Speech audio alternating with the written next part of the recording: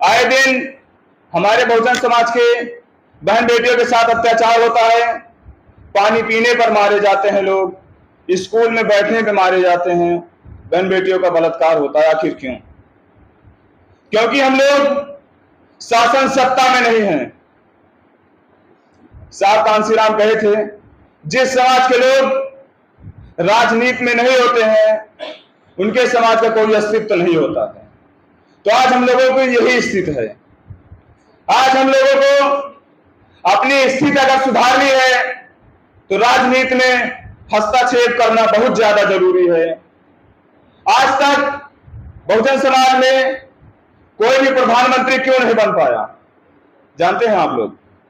क्योंकि जितने भी हमारी जनता है और हमारे शिक्षित वर्ग के लोग हैं, ये लोग यही सोचते हैं कि हमारे बिरादरी का विधायक हो, कोई सोचता है हमारे बिरादरी के मुख्यमंत्री हो, मंत्री हो। इसलिए अभी कोई चुनाव लड़ेगा तो कोई ये नहीं सोचता है कि कोई अम्बेडकरवादी संसद भवन में जाए, ये नहीं सोचता। वो ये सोचता है कि अगर कोई संसद भवन में जाए तो वो हमारे बिरादरी का जाए।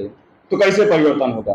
आपको अगर समाज में परिवर्तन चाहिए तो ये सोचिए कि कोई अम्बेडकरवादी जाए, बुद्धवादी जाए, तब हमारे समाज का कल्याण होगा, हमारे समाज का भला होगा। अन्यथा वो केवल अपने परिवार के हित को सोचेगा और अपने जेब में जितना भी आपका पैसा वो सब अपने जेब में भरेगा, आपके विकास के लिए एक भी पैसा लगाएगा नहीं। हम लोग जब भी कोई भी नेता हमारे यहाँ वोट मांगने आता है, जितने भी अत्याचार हो रहे हैं, बहन बेटियों के ऊपर बलात्कार हो रहा है, अत्याचार हो रहा है, कौन आपकी आवाज उठा रहा है? चंद्रशेखर भाई के अलावा आज कोई भी मैदान में नहीं आ रहा है। अब चुनाव आ गया है, आपको एक नेता दिखेंगे जिसको आप कभी भी नहीं देखे होंगे, किसी को नहीं जानते भी, वो आपके लिए खड़े होंगे, आपके दरवाजे वोट मांगने आएंगे, आपके पैर छूने आएंगे।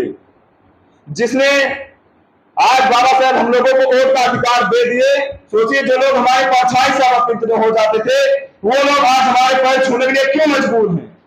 क्योंकि बाबा साहब ने हमें वोट देने का अधिकार दिया है। 2 वोट देने का अधिकार दे रहे थे, लेकिन उस पर गोलमेज सम्मेलन में महात्मा गांधी इसका बहुत विरोध किए। अगर नहीं भरोसा है तो बाबा साहब doctor Bhimrao Ambedkar life and mission पढ़िए। सोचिए आज वोट का अधिकार ना होता तो हम लोग यहाँ पे होते? कोई आके आपका पैर छूता, कोई आपके खाने में आके खाना खाता, कोई आपके दरवाजे पे बैठता। जो आज लोग ढोंग रचते हैं आपके दरवाजे पे आके थाली में खाना खाने आते हैं, क्या वो आपके दरवाजे पे आते? नहीं आते। अगर इस आजादी को बचा के रखना है तो चंद्रशेखर आजाद रावण को सपोर्ट करिए और प्रधानमंत्री बनाने की कोशिश करिए। आज जो भी स्थिति है, अगर इस टाइम पे हम लोग सचेत नहीं हुए, संगठित नहीं हुए, एक नहीं हुए, तो जो हमारा आने वाला दौर है उसमें से हमारे बहुत से अधिकार को खत्म कर दिया जाएगा। हो सकता है पहले वोट के अधिकार को खत्म किया जाए। जो लोग आज संसद भवन में बैठे हैं, चाहे जिस बिरादरी से हो, चाहे जिस पार्टी से हो, जितने भी हमारे संविधान में संशोधन किए जा रहे हैं उन पे आज सारे लोग चुप्पी साधे हैं। हो सकता है आने वाले समय में संशोधन ये किया जाए कि जो आरक्षित सीटें हैं उसको खत्म कर दिया जाए। तो क्या आप मुख्यमंत्री विधायक बन के जा पाएंगे? औकात नहीं आपकी कि बन के जा पाएंगे। अगर इस अधिकार को बचाना है तो हमें अपने समाज का मुख्यमंत्री, प्रधानमंत्री, विधायक, प्रधान सबको बनाना पड़ेगा, और खासकर अम्बेडकरवादी। क्योंकि जो अम्बेडकरवादी होगा वो बाबा साहब को पढ़ा होगा तभी अम्बेडकरवादी होगा। वो पढ़ के जाएगा तो संविधान को पढ़ा होगा, बाबा साहब को पढ़ा होगा, अपने महापुरुषों को पढ़ा होगा, तब वो सही चीजों को लागू करेगा।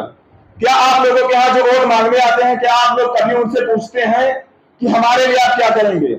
क्या हमारे बच्चों को शिक्षा देंगे, सही कॉलेज बनवाएंगे, फ्री एजुकेशन देंगे, हॉस्पिटल बनवाएंगे? आप लोग कभी सवाल किए हैं? नहीं किए। मैं तो ये कहता हूं कि हमारे समाज में अगर कलम उठी है तो बाबा साहब ने एक इतिहास लिख दिया है, अगर तलवार उठी है तो भीमा कोरेगांव का इतिहास लिख गया है। हमें अपने समाज को, हमारे समाज को जो भी सरकार बने वो हमारे समाज को केवल फ्री शिक्षा दे दे, से एजुकेशन दे दे।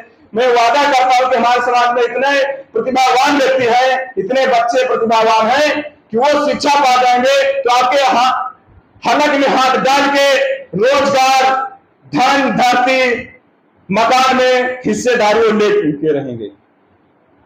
यह है, और इतिहास में लिखा गया, बाबा साहेब ने एक वो स्वयं इतिहास है जिसको अंदर बैठ के पढ़ने का अधिकार नहीं था, उसने भारत का संविधान लिख दिया। तो सोचिए, अगर हमारे बच्चों को शिक्षा मिल जाएगी तब वो क्या सरकार के हड़प में हाथ डाल के अपने घर नहीं बनवा सकते, शिक्षा वो रोजगार नहीं ले सकते हैं, सरकारी नौकरी नहीं ले सकते हैं? ले सकते हैं। आप उन्हें फ्री एजुकेशन दें, तो कुछ मत दीजिए, केवल फ्री एजुकेशन दीजिए। इसी के साथ में मैं अपनी वाणी को विराम दूंगा।